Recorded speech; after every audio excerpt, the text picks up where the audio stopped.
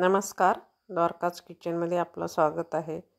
चला तर आज आपण एक वेगळी रेसिपी घेऊन आलो आहोत लहान मुलांसाठी स्पेशल।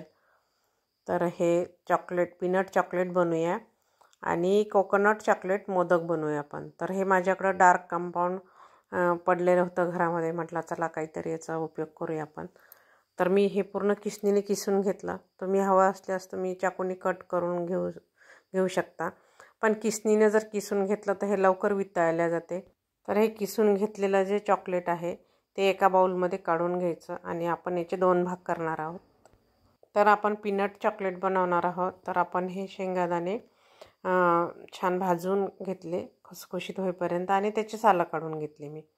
आणि ते शेंगदाणे भाजल्यानंतर लगेच थोडंसं डेसिकेटेड कोकोनट 2-3 चमचे भाजून घेतलं, हलकंसं गरम करून घेतलं। शेंगदाणे थोडंसं जाडसर कुटून घेतले। तुम्ही शेंगदाण्याऐवजी ड्रायफ्रूट घेतले तरी सुद्धा चालते।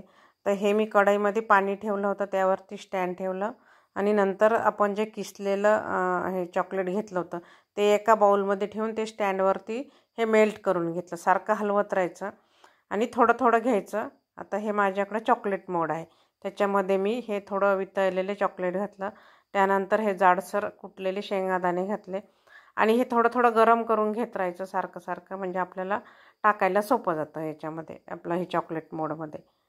तर पटपट टाकून घ्यायचं म्हणजे व्यवस्थित, आणि डबल भरून घ्यायचं आणि छान पूर्ण भरल्यानंतर व्यवस्थित टॅप करून घ्यायचं। आता हे सगळं पसरवून घ्यायचं, थोडंसं दाबून दाबून घ्यायचं हलक्या हाताने, व्यवस्थित टॅप करायचं। वरचं राहिलेलं चाकूच्या साहाय्याने काढून टाकायचं आणि हे 2 ते 2.5 तास आपण हे फ्रीजमध्ये ठेवूया किंवा फ्रीझरमध्ये ठेवलं तरी सुद्धा चालते। त्यानंतर बघू शकता तुम्ही किती सुंदर असे आपले जसे डिझाईनचे पाहिजे तसे हे पीनट चॉकलेट तयार झाले। तुम्ही या पद्धतीने नक्की करून बघा, लहान मुलं एकदम खुश होतील। तुम्ही शेंगदाण्याऐवजी थोडंसं काजू बदाम थोडंसं भाजून जाडसर कुटून घेतले तरी सुद्धा चालते। तुमच्या आवडीनुसार कुठलेही ड्रायफ्रूट वापरू शकता। त्याच कढईमध्ये मी पुन्हा हे राहिलेलं चॉकलेट आहे ते गरम करून घेतलं। थोडंसं दूध घातलं मी, एक अर्धा चमचा दूध घातलं, छान मिक्स करून घेतलं। पूर्ण आपलं हे चॉकलेट मेल्ट झालं। त्यानंतर मी त्यामध्ये आपण जे भाजून थोडंसं गरम करून घेतलं होतं डेसिकेटेड कोकोनट ते घातलं, छान मिक्स केलं। आता हे मोदकचे मोड आहे आपल्याकडं, याला तूप वगैरे लावायची काहीच गरज नाही, तसंच भरायचं, दाबून दाबून भरून घ्यायचं, हलकं टॅप करायचं। आणि हे माझ्याकडे छोटे चहाचे कागदी ग्लास आहे, त्याच्यामध्ये असं ठेवायचं, म्हणजे आपल्याला फ्रीझरमध्ये ठेवताना एकदम सोपं जाते। तर आपण हे करून घेऊया। तुम्ही या पद्धतीने असे मोदक बनवू शकता। तर आता आपण हे सगळे मोदक व्यवस्थित भरून घेतले आणि ग्लासामध्ये ठेवले। आता आपण हे सुद्धा फ्रीझरमध्ये ठेवू शकतो।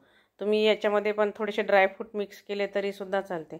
आता मी हे 2-3 तास फ्रीजमध्ये ठेवले, त्यानंतर बाहेर काढले, तुम्हाला दाखवते मी। एकदम हलक्या हाताने आपल्याला हे काढायचे।